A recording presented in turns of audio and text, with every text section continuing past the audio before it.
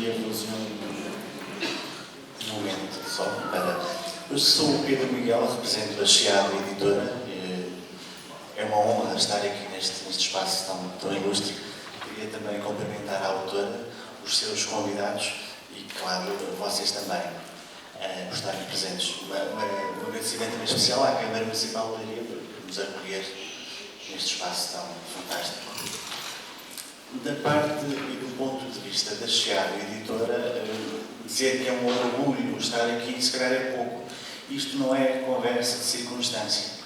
É de facto um momento muito especial pela componente que este livro agrega e de facto já se parte para uma segunda edição, o que é sempre fantástico.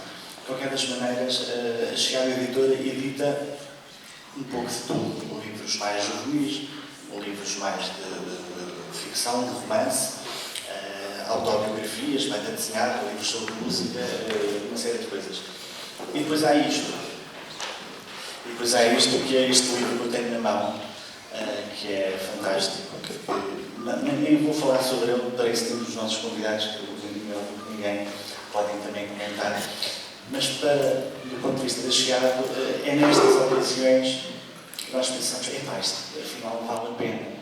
Há sempre muitas dificuldades na edição. Todos nós sabemos que os níveis de leitura, os índices de leitura em Portugal não são os mais satisfatórios e a Chiado tem essa preocupação e essa, às vezes, frustração em não só escoar os seus livros, mas como encontrar pessoas que gostam de ler, que se informam e têm esses hábitos de leitura. E depois chegamos a um livro como este e parece que passa tudo. E é por causa de livros como estes que nós andamos cá, que batalhamos e insistimos, que às vezes somos teimosos, mas tem de ser. E chegamos ao fim do dia e valeu a pena. E era só isto que eu queria dizer da parte da Chiado, mais uma vez. Muito obrigado por estarem presentes. Vamos ter aqui uma soirée, espero, bastante interessante. E se calhar chamava aqui ao público um dos nossos primeiros convidados. Por favor, quem quiser.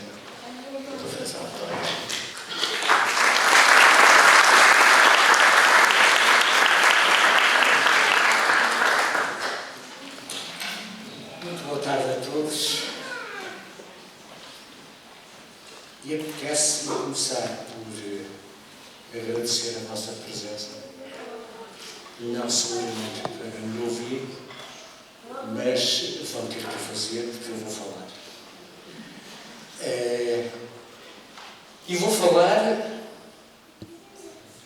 não sei muito bem como nem porquê, mas seguramente de uma história de amor e de uma história de medos.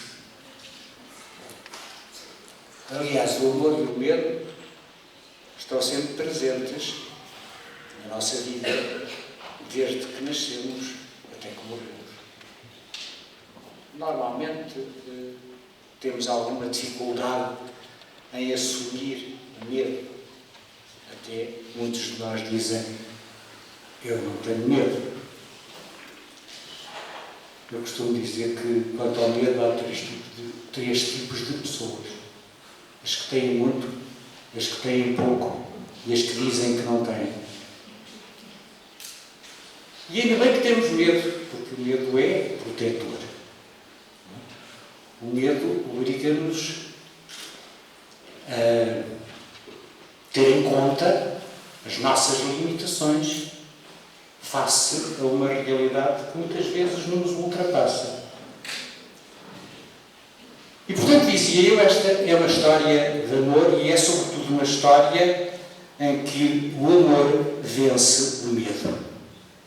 É a história do Oscar, uma criança que se apresenta com algumas características que a diferenciam das outras crianças, e que, no fundo, queria ser igual aos outros, como se nós pudéssemos ser iguais aos outros, não? Mas, sobretudo, queria ser igual aos outros porque mesmo aceitando a diferença relativamente aos outros, aquilo que muitas vezes as nossas diferenças, aquilo que nos diferencia dos outros, mas nos machuca, não é o sermos diferentes, é o estarmos constantemente confrontados com os outros, pelos outros, nessa nossa diferença. É essa diferença não ser uma característica nossa, mas passarmos a ser nós. Passarmos a ser o cego, o coxo, o maneta, o atrasado mental, o doente. E parece que deixamos de ser nós próprios, deixamos de ser pessoas. Passamos a ser aquilo que é apenas uma característica que nos diferencia dos outros, eventualmente de uma forma negativa. Mas, felizmente, aconteceu ao Oscar ter a mãe Matilde. E a mãe Matilde, muitas vezes ela própria se sentiu mal, não apenas, e já é bastante, pela diferença que ela sente que existe relativamente às outras crianças da parte do seu filho, do Oscar, mas sobretudo, e esse é o drama muitas vezes das mães, porque os outros estão constantemente a falar, a dizer, a aconselhar, a dizer que devia fazer e não devia fazer, e depois toda a gente dá conselhos, não é? Os conselhos servem de pouco, não é? Por isso é que a gente os dá, não é? Ninguém os compra, e portanto temos que os dar, não é? E às vezes somos tremendamente cruéis ao fazermos observações, ao darmos conselhos, ao baralharmos a cabeça, neste caso da mãe, de qualquer mãe, quando tem um filho, que vai ouvir a sua mãe, a sogra, a vizinha, a professora, a educadora, e até os desconhecidos, a acharem que acontece isto porque a mãe não fez aquilo, ou porque não faz, ou porque devia ter feito, ou porque. E, portanto, somos, de facto, muito férteis a resolver os problemas dos outros. Naturalmente, à mesa do café. Mas esta mãe, a mãe Matilde,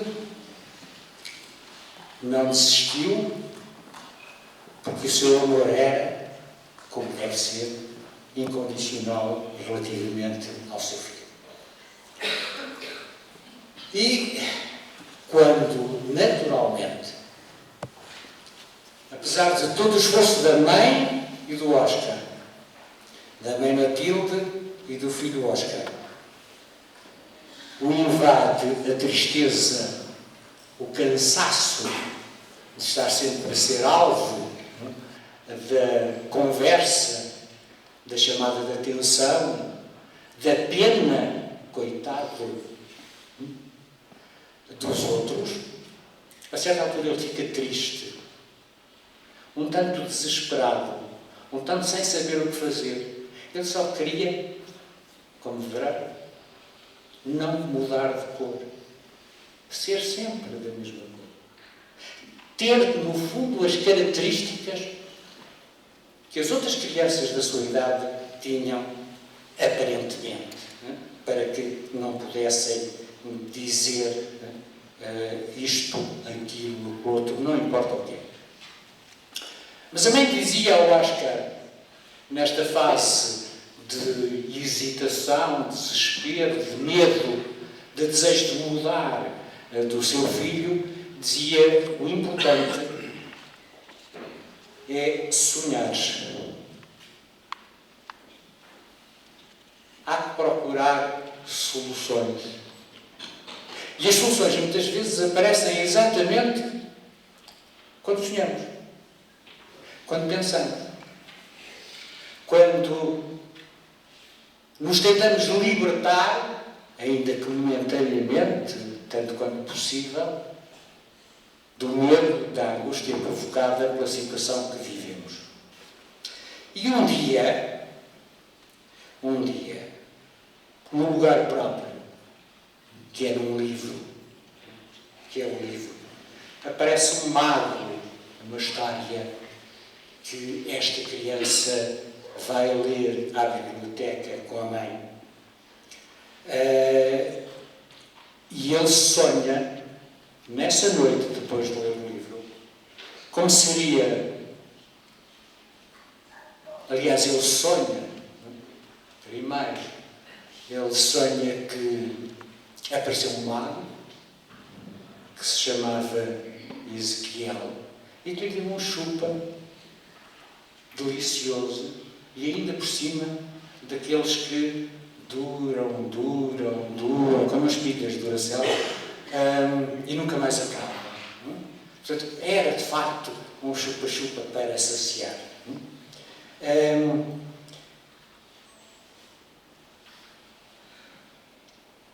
Este mago do Oriente levou a imaginação a ir, a sonhar, ir ao Oriente com a mãe, a planear a viagem, a executar a viagem, e de facto acabam por, ao fim de imenso tempo, acabam por encontrar o mago,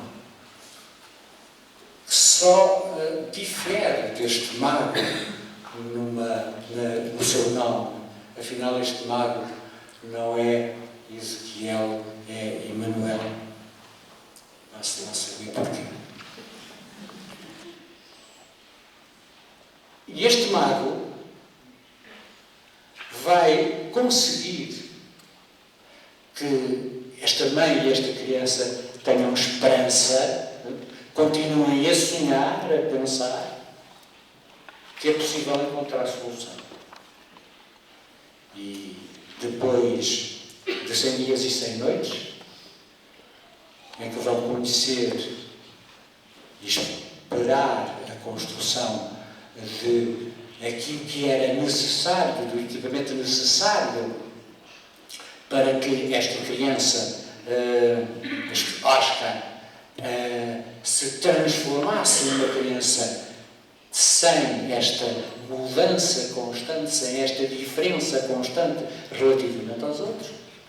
Eles voltam ao fim de 100 dias e 100 noites e são convidados a entrar naquilo que é uma nave espacial. Sem medo.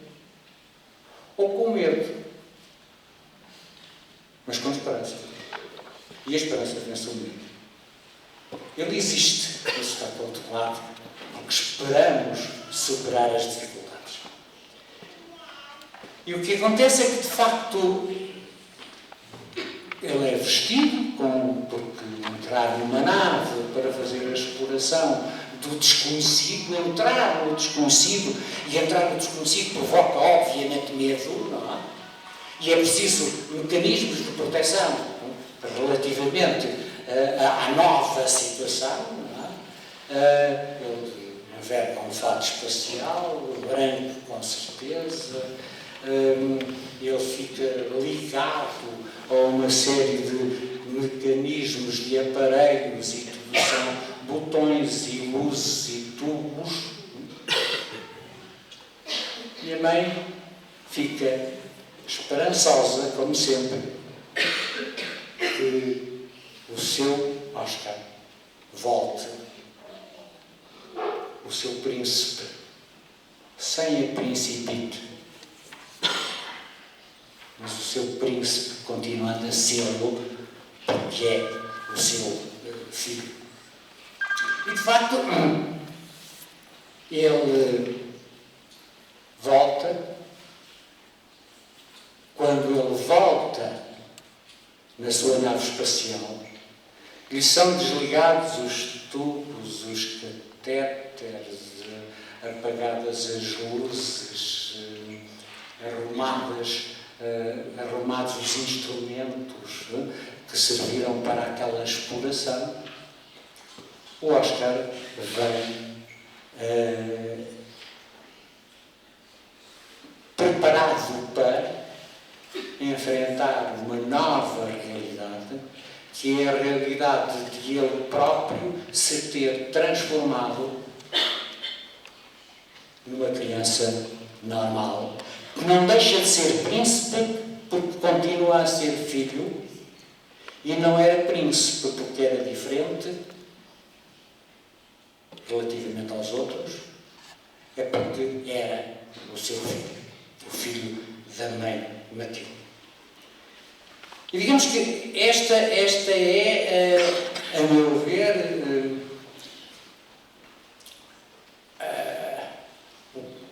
aquilo que é essencial, aquilo que me parece, digamos, um resumo hipotético da história, não? Em que a luta, a fé, a não desesperança em qualquer momento levam exatamente ao encontrar de uma solução, da resolução de um problema que é, no fundo, um problema, digamos, eterno relativamente à humanidade. O que eu quero dizer com isto é que, por mais que tentemos, e devemos tentá-lo, obviamente, a tendência natural do homem não é a aceitação da diferença, é a rejeição da diferença. É uma questão, eu diria, antropológica, que tem a ver com aceitar, a tendência natural em aceitar tudo aquilo que se parece connosco, a tendência natural em rejeitar tudo aquilo que é diferente de nós. E isto que foi extremamente importante em termos da evolução do homem na Terra, desde o seu início, não é? Só é ultrapassado, só vem a ser ultrapassado minimamente com o desenvolvimento cultural do homem. Com a capacidade de sonhar, com a capacidade de criar, com a capacidade de se construir para além daquilo que é a matéria inicial, primitiva, animal, instintiva, e que se supera exatamente através do respeito, da aceitação de nós próprios e dos outros. E aqui eu penso que há, eu não diria subliminarmente, porque de facto é expresso, não é? Neste livro da Margarida Castelão Dias, que eu prezo muito e que conheço há muitos anos, não é? Há uns aninhos razoáveis, e essa é a razão pura e simples, a relação de amizade. Para eu estar aqui não é mais nada, não é? Porque qualquer outra pessoa faria com certeza uma apresentação com outros predicados que não esta que estão a fazer-vos, e peço desculpa, mas só posso dizer-vos isto, não? Que sinto e que sei, mas de facto este livro dizia que a Margarida nos traz e que a Marta Duarte, que eu não tenho o prazer de conhecer, tão bem ilustrou. Muito obrigado. A ilustração, de facto, é ótima, gosto muito. O livro está, como nós esperamos que esteja, bem escrito. O livro está, como nós esperamos que esteja, num livro infantil, bem ilustrado. Mas mais do que isso, o livro é, essencialmente, na minha ótica, um livro de amor. Portanto, tem consigo uma mensagem que reforça esta ideia de que a aceitação do outro enquanto diferente de nós é um dado que temos que continuar a trabalhar em termos civilizacionais e cada vez mais, enfim, não sei se cada vez mais, porque não quero ser pessimista, no entanto, se nota é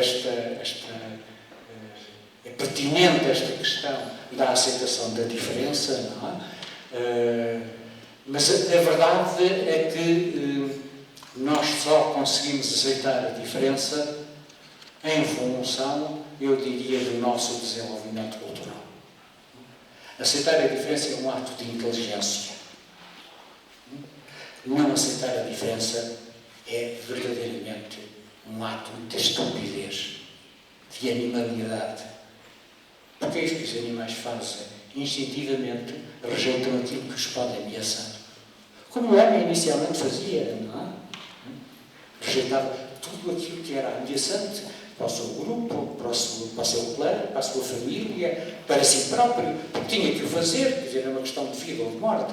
Não é? Hoje, felizmente, não estamos nessa situação e, portanto, esta mensagem da aceitação da diferença é absolutamente essencial para nós, para o presente e para o futuro, não é?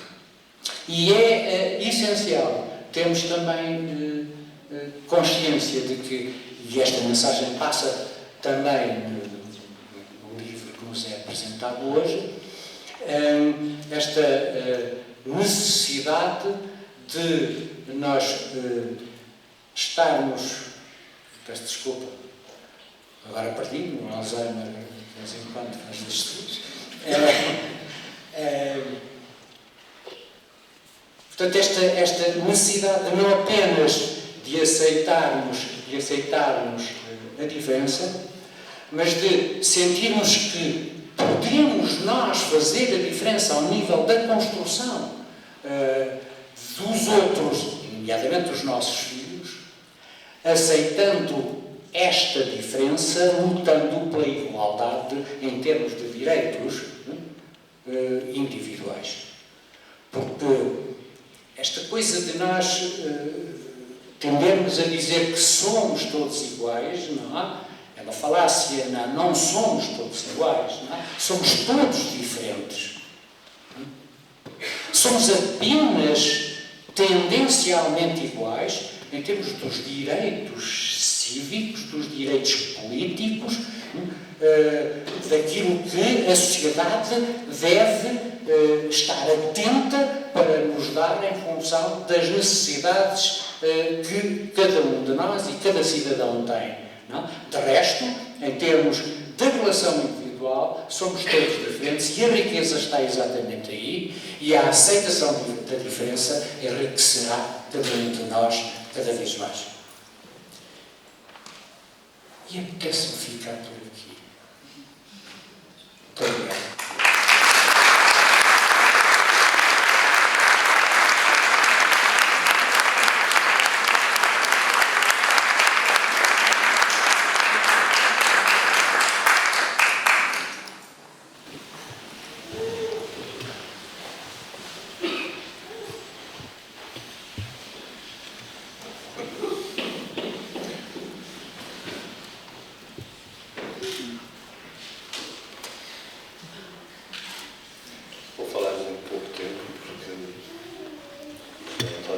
Já me facilitou falando tão bem, expondo de forma tão clara aquilo que representa esta história. Tenho que agradecer a todos os presentes, mas especialmente a doutora Margarida, o amável convite que me fez para estar aqui presente. Eu não vou falar muito na hipótese porque eu não estou à vontade.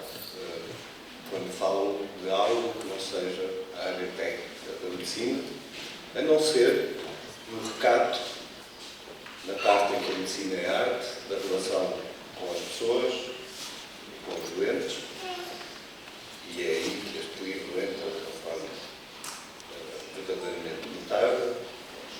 Mas essa é a parte em que facto da relação direta dentro do gabinete de consulta ou na enfermaria. Para plateias assim eu não tenho à vontade e não consigo, portanto, ter muito para dizer. E por isso vou dizer simplesmente o seguinte: este livro para mim é notável, fabuloso, e como posso eu expressar o que sinto em relação a ele? Dizendo que gostaria que este livro, esta história,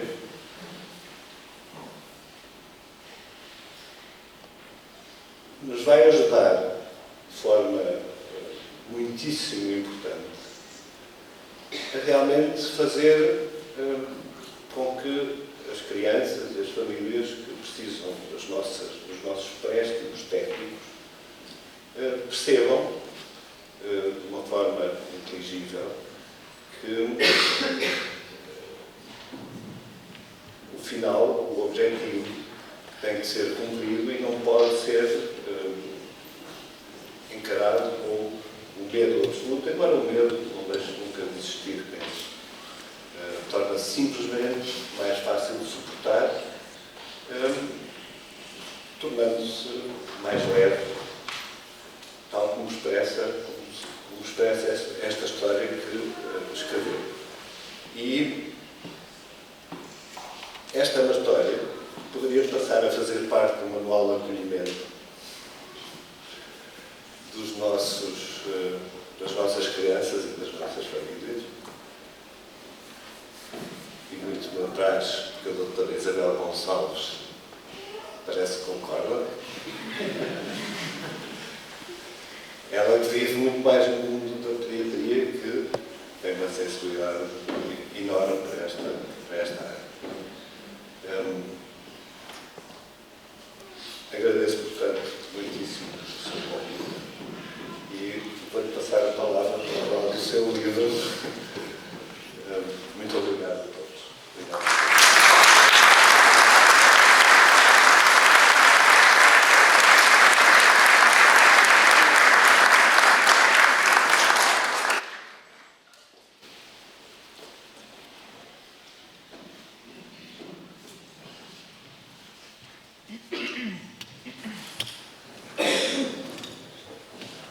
Cumprimento o Dr. Pedro Miguel da Chiado Editora, cumprimento o Dr. António Frazão, que é um amigo da longa data, por quem nutro enorme admiração e agradeço a análise que fez do livro, porque veio de encontro exatamente ao que queria transmitir. Agradeço ao Dr. Emanuel Furtado e cumprimento, que é coordenador da Unidade de Transplantação Hepática, por quem nutro enorme gratidão e admiração, e embora ele tenha dito que não tinha muito para dizer, eu queria muito tê-lo aqui comigo, porque acho que é uma história que deveria ser analisada, quer por um psicólogo, quer por um cirurgião, porque é disso mesmo que fala. Cumprimento o Sr. Professor Linhares Furtado, o primeiro cirurgião a realizar um transplante em Portugal em 1969. É uma grande honra tê-lo comigo aqui hoje, Sr. Professor. Cumprimento a doutora Ana Calvão Silva, coordenadora do Gabinete de Colheita e Transplantação do XUC. Cumprimento a doutora Isabel Gonçalves, chefe do Serviço de Patologia do Hospital Pediátrico de Coimbra. Cumprimento o Sr. Presidente da Junta de Freguesia de onde estamos, de Leiria. Cumprimento o Dr. Álvaro Natureira, Presidente da Conselhia do PSD de Leiria e os colegas autarcas presentes. Cumprimento a doutora Joana Lebre, do Banco BPI. Cumprimento na pessoa da doutora Filipa Pragana, o Laboratório Farmacêutico Estelas. Cumprimento o engenheiro Tiago Castelão, administrador da Mercado, que ofereceu a ilustração do livro, e a caríssima ilustradora Marta Duarte. E cumprimento na pessoa da professora Marisa Capo. Cumprimento a doutora Filipa Esperança, presidente da direção da SANT, e na sua pessoa toda a comunidade SANT que está aqui presente. caros alunos, familiares e amigos, agradeço desde já a vossa disponibilidade para estar aqui hoje e o carinho com que receberam esta minha obra.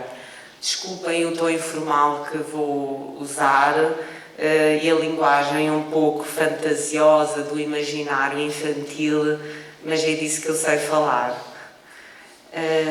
Será para o Principite? É uma questão que eu deixo para reflexão. Aqui em Leiria, as pessoas em geral, quando vem uma criança de cadeiras de rodas, dizem: queres vir à Praça Rodrigues Lobo comer um gelado ou vamos ao italiano? Mas noutras terras não é assim. As pessoas, quando vem uma criança de cadeira de rodas, ficam sem saber o que dizer. E tudo o que lhe ocorre é falar sobre a cadeira de rodas, porque veio a Principite e não veio o príncipe. As crianças que chegam a Leiria, as pessoas quando as veem sem cabelo por estarem a fazer quimioterapia, dizem: que olhos lindos que tens, estás tão crescido, bora lá, vamos dar uma volta no Polis. Mas noutras terras não é assim. As pessoas falam com as mães e perguntam: então o seu menino está melhor?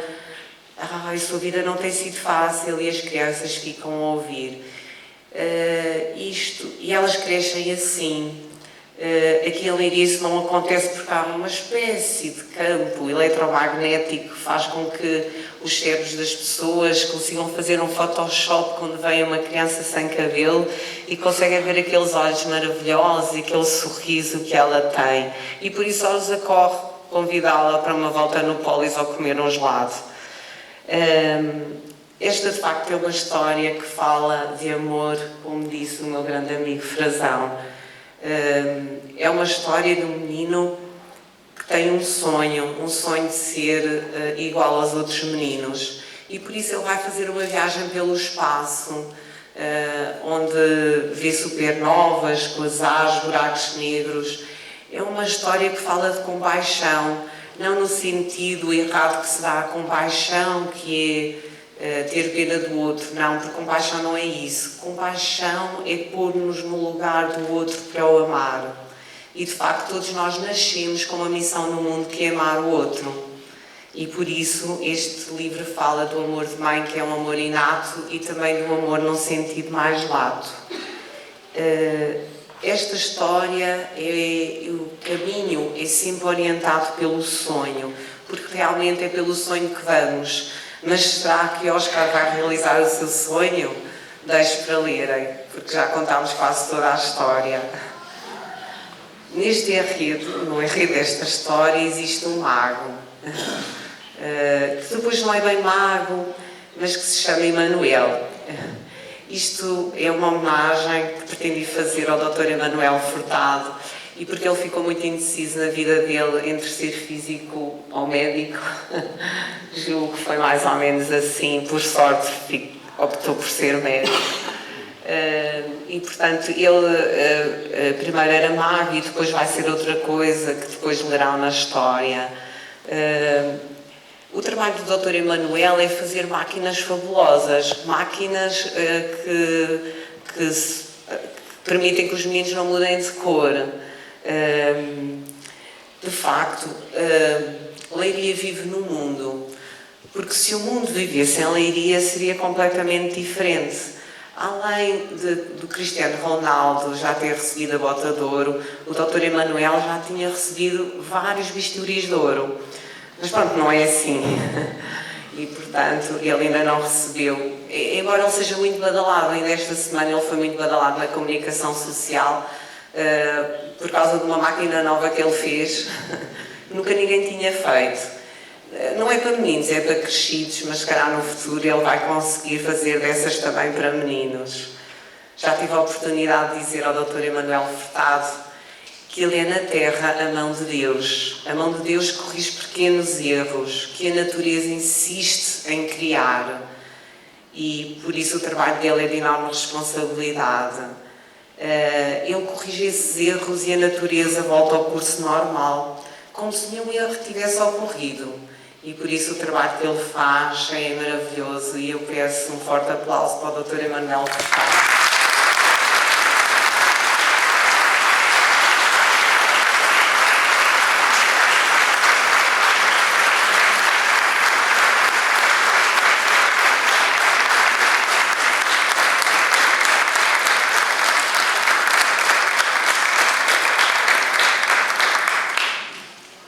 No enredo desta história existe uma outra personagem que propositadamente não foi ilustrada. Ela aparece de uma forma muito tenue. Chama-se Ana, faz um chá de jasmim maravilhoso e uns bolinhos de massa de arroz que o Oscar e a sua mãe têm a oportunidade de saborear. Ana é alguém que acho que esquecemos sempre um pouco esta equipa. Aqui pretendo homenagear a doutora Ana Calvão Silva. É uma equipa que trabalha à retaguarda e que tem uma presença também muito tenue na vida das famílias. As famílias acabam por não se dar conta do trabalho destes profissionais. Na verdade, eles arranjam as peças que são raríssimas para as máquinas do Dr. Emanuel. Mas às vezes o Dr. Emanuel tem tanta pressa que não imagina o que a doutora Ana tem que fazer. Tem que coordenar valências enormes, trazer as peças em helicópteros à pressa. Não fazem ideia a conjugação de meios que ela tem que fazer, ela e a sua equipa. Eu não podia deixar de homenagear esta equipa que muitas vezes é uma equipa cujo trabalho é imprescindível para que o Dr. Emanuel consiga fazer as suas máquinas. Por isso eu peço um forte aplauso para a doutora Ana Calvão Silva.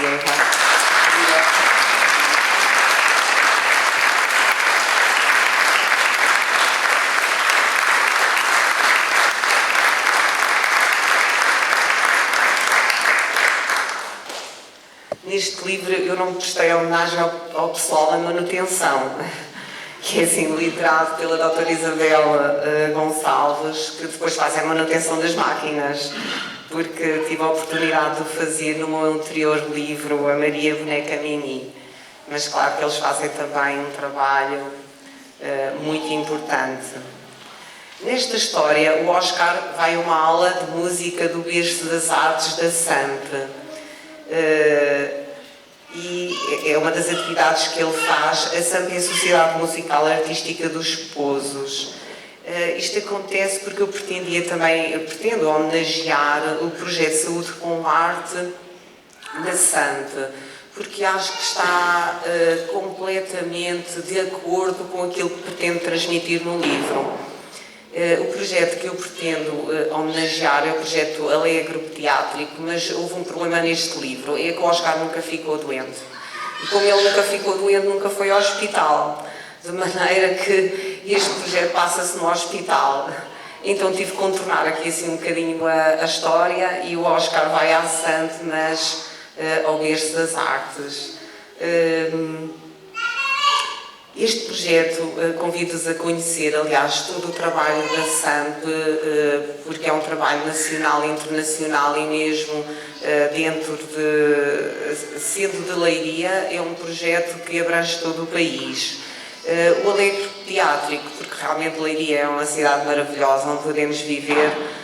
Imaginem que as crianças que estão internadas têm músicos da SAMP que vão semanalmente cantar para eles, criando momentos de bem-estar e prazer, não só às crianças, mas aos seus familiares e até aos profissionais de saúde, porque sabem que eles também precisam desse carinho e desses momentos de bem-estar, porque é um momento onde se vivem emoções é um local onde se vivem emoções muito, muito fortes, de maneira que eles fazem um trabalho precioso. Um livro destes pretende promover a inclusão e, portanto, não fazia sentido o próprio livro não ser inclusivo. Por isso falei com a doutora Célia Sousa do CRID. O CRID é o Centro de Recursos para a Inclusão Digital do IPL, no sentido do livro ser também editado em Braille.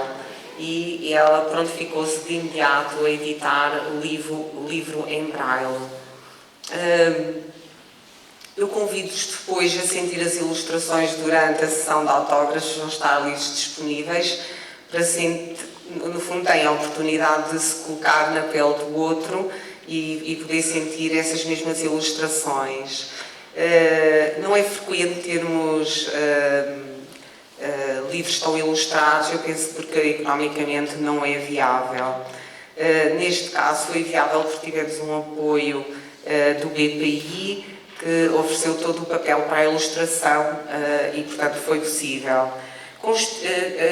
Uma das questões que se levanta muito é porquê editar livros em braille infantis, uma vez que as crianças não sabem ler braille antes dos 12 anos.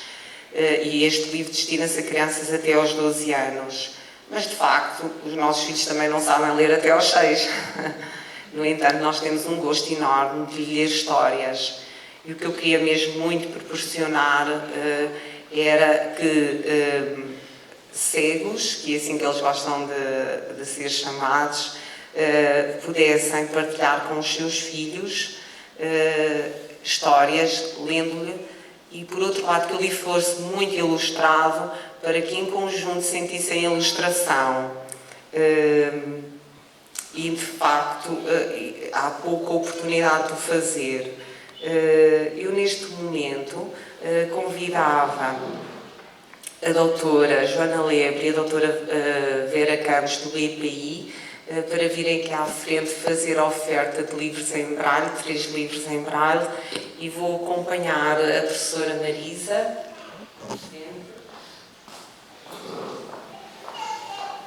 E a sua princesa.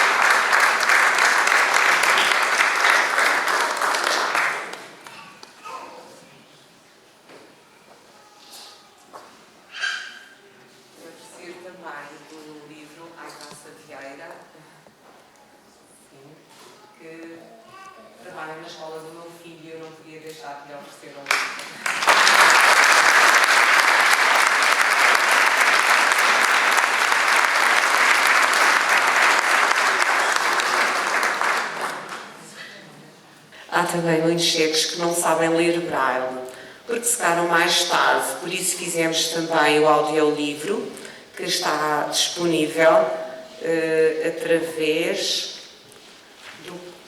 do código QR que está impresso nas costas do livro. Alguns terão a primeira edição, os primeiros livros que saíram, mas na nota da autora, no interior do livro, é explicado como poder aceder a esse livro. Será no blog do próprio livro. Já está inclinado o livro em língua gestual portuguesa, destinado a surdos, porque imaginem, por ignorância minha, achava que não seria necessário porque conseguiriam ler, mas afinal é muito importante a existência de um livro em linguagem gestual portuguesa que estará no mês de domínio. Não está concluído ainda, porque a senhora que faz esse livro está de licença de maternidade. Mais uma criança, valeu a pena. Foi-me também prometido pela autora Célia Sousa, do CRID, que será feito um livro em pictogramas destinado a crianças autistas. Alegra-me muito, deixa-me mesmo muito feliz o facto deste livro poder ser verdadeiramente inclusiva.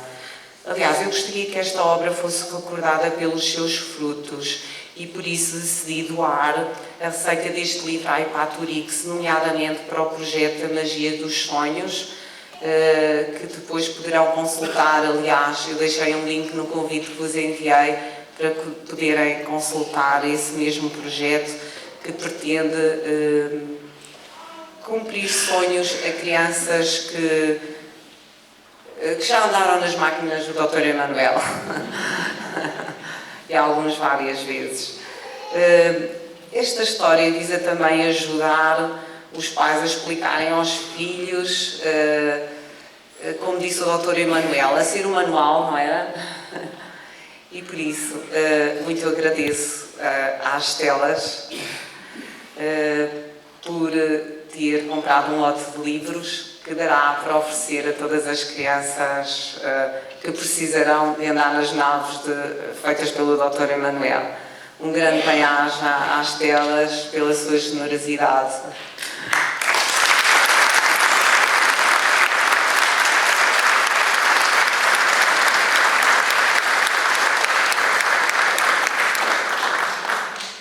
A Mercado é uma empresa de ilustração, entre outras áreas de negócio, e decidiu oferecer integralmente a ilustração do livro. A ilustração ficou a cargo de uma das suas colaboradoras, a Marta Duarte, que, na minha opinião, fez um trabalho magnífico. Pedi-lhe sempre que o trabalho fosse muito colorido, porque o objetivo deste livro é colorir a vida das crianças. E a Marta correspondeu, excedeu, aliás, as minhas expectativas. Muito agradeço à Marta pelo trabalho. Eu pedi à Marta que se levantasse para conhecerem a ilustradora.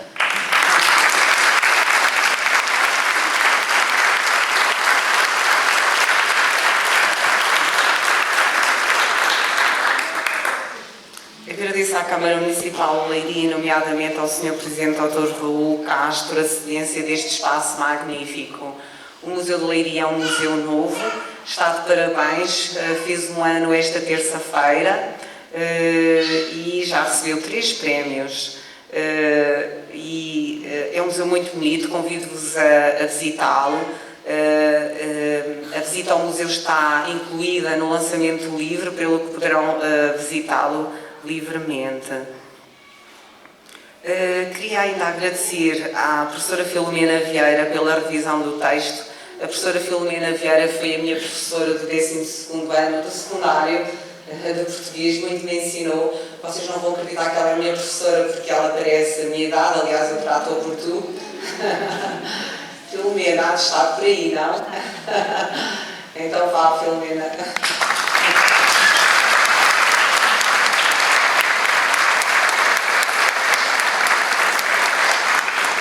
É uma grande amiga também.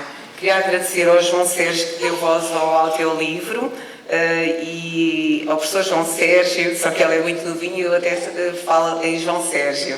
Depois ao professor Fernando Pinho, também pelo audiolivro e pelo trabalho, é o nosso cameraman, está aqui a fazer todo este trabalho. E por fim, eu queria também agradecer aos meus principais admiradores, aos meus fãs, que são os meus pais, os meus filhos e o meu marido, que prescindem muitas vezes de mim para eu andar a cumprir estes sonhos, que é colorir a vida das pessoas. Mas eles sabem que isso me faz feliz e eu sinto mais feliz, eles também são. Por fim, queria agradecer a todos vós por terem vindo aqui hoje por apoiar esta causa e pelo contributo que doarão. Um grande bem-aja para todos.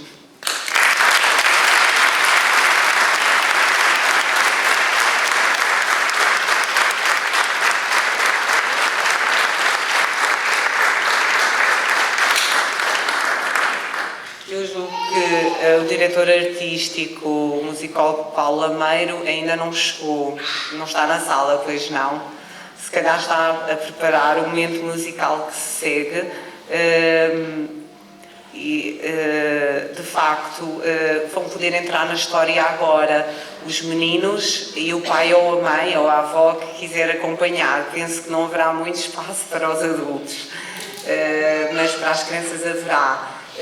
Vão poder experimentar o berço das artes As aulas nos Berços das Artes, convido-vos a ir, é um espaço magnífico, muito informal, em que os pais e as crianças partilham a aula de música, dança, arte dramática, experimentam muitos, mas muitos instrumentos de todo o mundo. É como viajar pelo mundo através da música. Vão poder agora experimentar durante 15 a 20 minutos numa sessão aqui mesmo ao lado. Portanto, de imediato convido-vos então a experimentar esse momento musical, ou ficar aqui na sessão de autógrafos, ou visitar o museu. Muito obrigada a todos.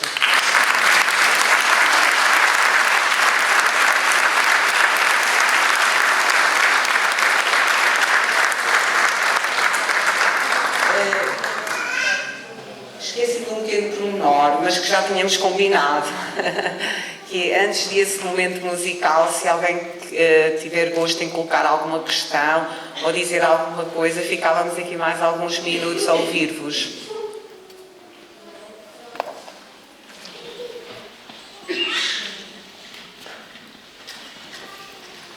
Não vou colocar nenhuma questão, mas queria tomar a palavra para agradecer o convite que me fez, que não me apanhou completamente prevenido, porque não conhecia bem o contexto em que esta sessão ocorreria,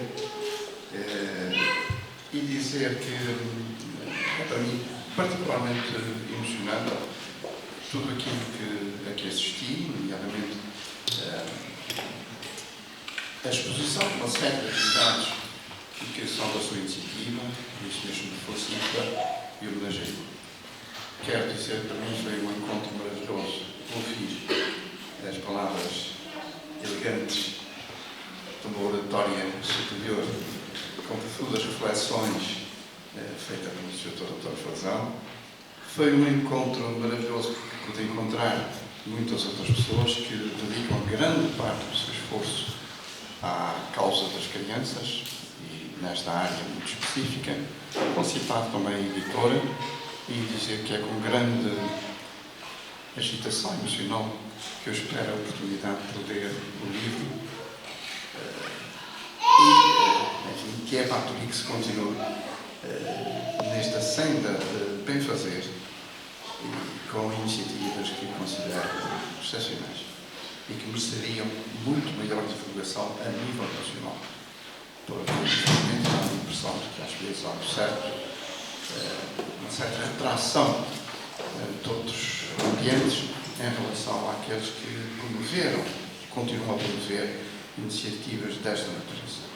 Eu sei que é um livro de amor, que rejeita a intolerância, que é básica, que é antropologicamente matriz e que não é apenas nos seres vivos complexos, macroscópicos, é também a nível biológico.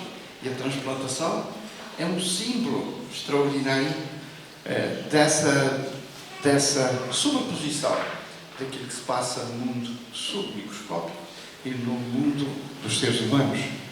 Porque a tendência natural e a estrutura biológica fundamental é de rejeitar aquilo que não é nosso. E foi realmente uma aventura extraordinária da ciência e da tecnologia fazer que as células de um organismo aceitem e até integrem, às vezes completamente, as células de outro organismo. Bom, foi uma divagação sobre isto, mas que surgiu como reflexão de momento a partir das suas palavras. E esperemos que a tolerância a nível dos seres humanos seja cada vez maior e não o contrário. Muito obrigado.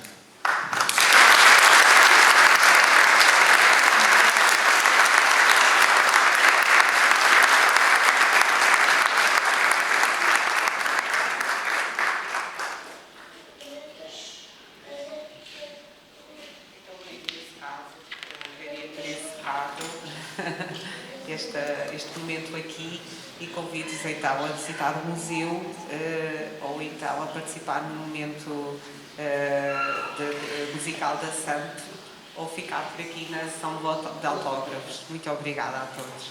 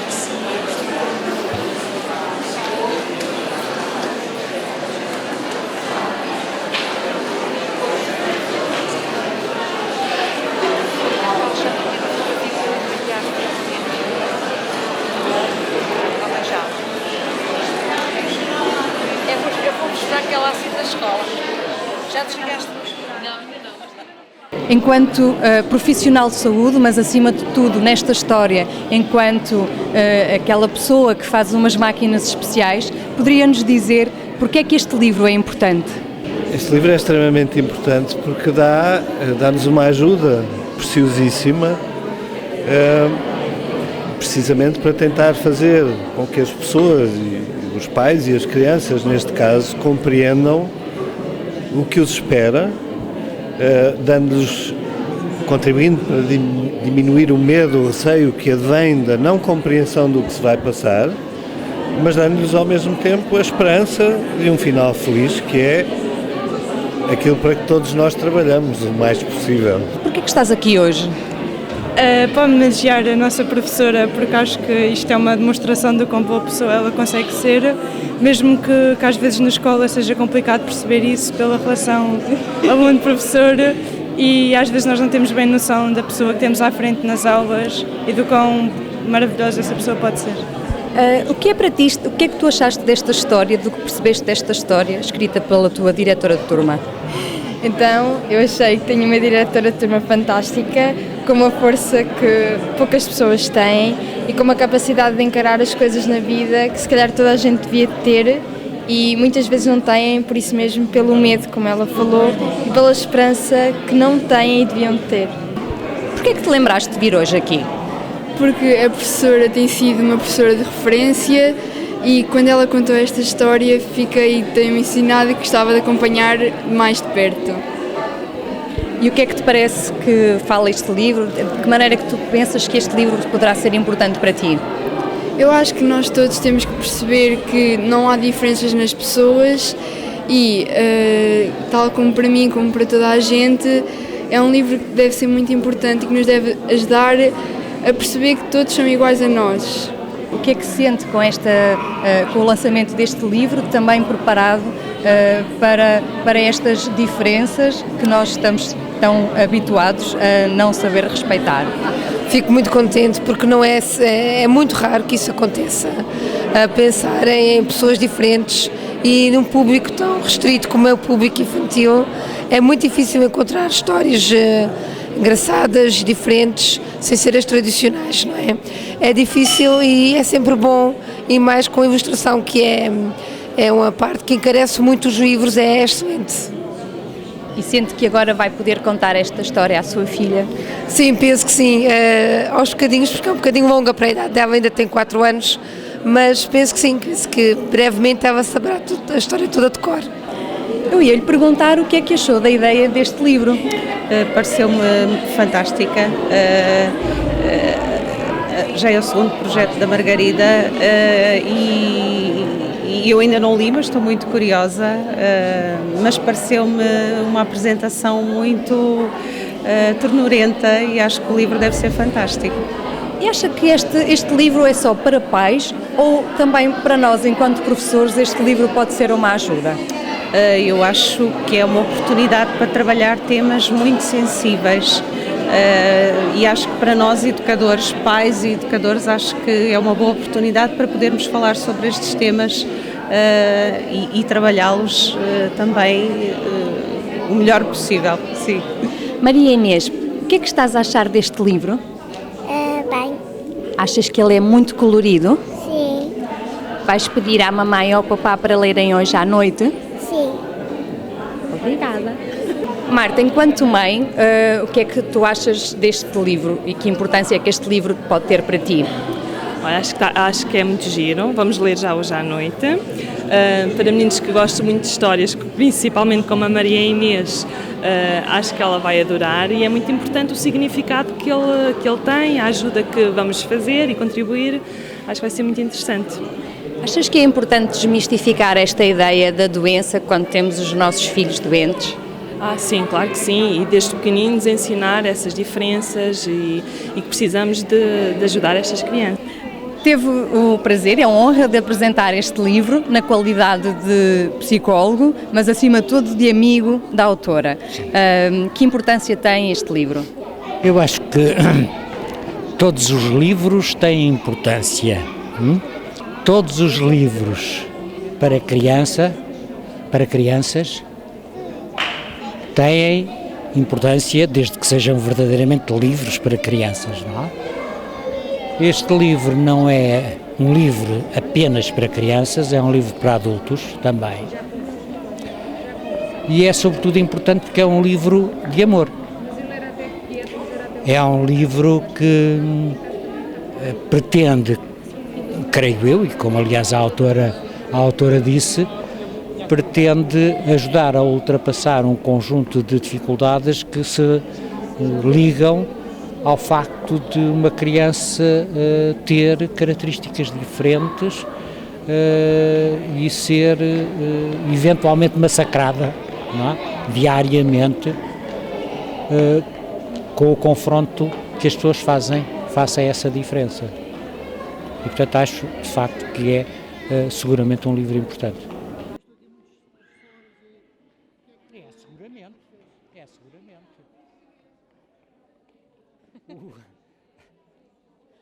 O CEF para mim vale fundamentalmente por um conjunto de pessoas e de relações, né, que se estabeleceram e pela oportunidade que eu tive, e assumo isso como coisa certa, a oportunidade que eu tive de crescer pessoal e profissionalmente. O desafio colocado pelos colegas, pelos professores, pelos técnicos, etc., mas sobretudo o desafio colocado pelos alunos, não é? E é muito interessante de vez em quando acontecerem coisas que eu acho espantosas, não é? De alguém que começa a gritar pelo meu nome, e é um ex-aluno do CEF que faz questão em vir a correr atrás de mim e dizer: você foi das pessoas mais importantes da minha vida. E isto já aconteceu várias vezes. E confesse, tem saudades dos nossos ensaios do teatro?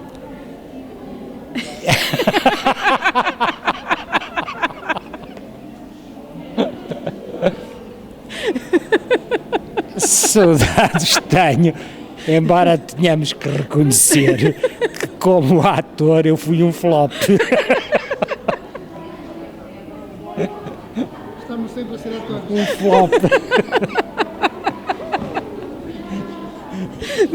Mas dos entretantos, não é? Da preparação, não é? Do grupo, etc., sem dúvida, tenho muitas saudades. Paulo, o que é que está aqui a fazer? Eu sabia! Nós estamos aqui porque uma de muitas mamães que frequentam o berço das artes, de facto, teve um envolvimento com uma das suas meninas que nós acompanhámos durante muitos anos e percebemos que a música era especial para esta família, especial para esta menina. E depois tivemos a agradável surpresa de ver um livro que conta a história de como nós somos pessoas todos muito diferentes e de como as expectativas de uma família às vezes estão sujeitas a desafios extraordinários e de como a música pode ocupar um lugar especial para estas famílias, que é no fundo um lugar especial de todos nós. Então o que é que nós decidimos? Tivemos um convite para estar aqui, para que com o livro e com a história deste livro pudesse haver um momento musical que evocasse, no fundo, os momentos musicais que passámos todos juntos em família. E estamos aqui para fazer esse momento musical. Qual é a importância que a música tem no dia-a-dia de uma criança que está hospitalizada? Hoje a música tem uma utilização muito diversificada em todo o mundo e há muitas correntes ao nível da musicoterapia e, portanto, o primeiro grande campo de trabalho que cruza a saúde com a música é o da musicoterapia. Isto é, hoje sabemos que existem muitas formas em que a linguagem musical pode ajudar a recuperar competências. A linguagem musical pode repor massa encefálica. Hoje, de facto, existem muitas correntes em que o exercício de fazer e de ouvir música podem ser decisivos e, em alguns casos, a única forma, a mais poderosa, de fazer chegar o sentimento de estar vivo e de poder ser ativo. No entanto, existe uma outra dimensão da música e da arte em geral, mas da música, que é o simples prazer estético, o simples contacto com o belo, não é? A simples aproximação entre aquilo que é o ser humano que vive com estruturas sonoras e que tem um cuidado muito grande. A primeira competência que o ser humano tem, ainda não nasceu, é ouvir. E a última competência que nós temos ao longo de toda a vida é ouvir. E não existe nenhuma outra competência, nem nenhum outro sentido que permaneça durante tanto tempo, sem parar, nem numa anestesia geral, nem num coma profundo, nem num bloco operatório. Quer dizer que o ser humano ouve sempre. Ora, num contexto de saúde ou de alguma debilidade física, poder ter esta ferramenta que não nos toca, que não é um fármaco, como dizem os platónicos, penetra mais fundo na alma humana, tem hoje uma utilização muito corrente. E, portanto, sim, é verdade que a música não só é cada vez mais utilizada científica e academicamente, mas também vai aumentando o número de famílias que têm consciência que o simples ato de fazer música, de oferecer música aos seus filhos, é muito mais do que um hobby, um passatempo ou um lazer de fim de semana. Muito obrigada.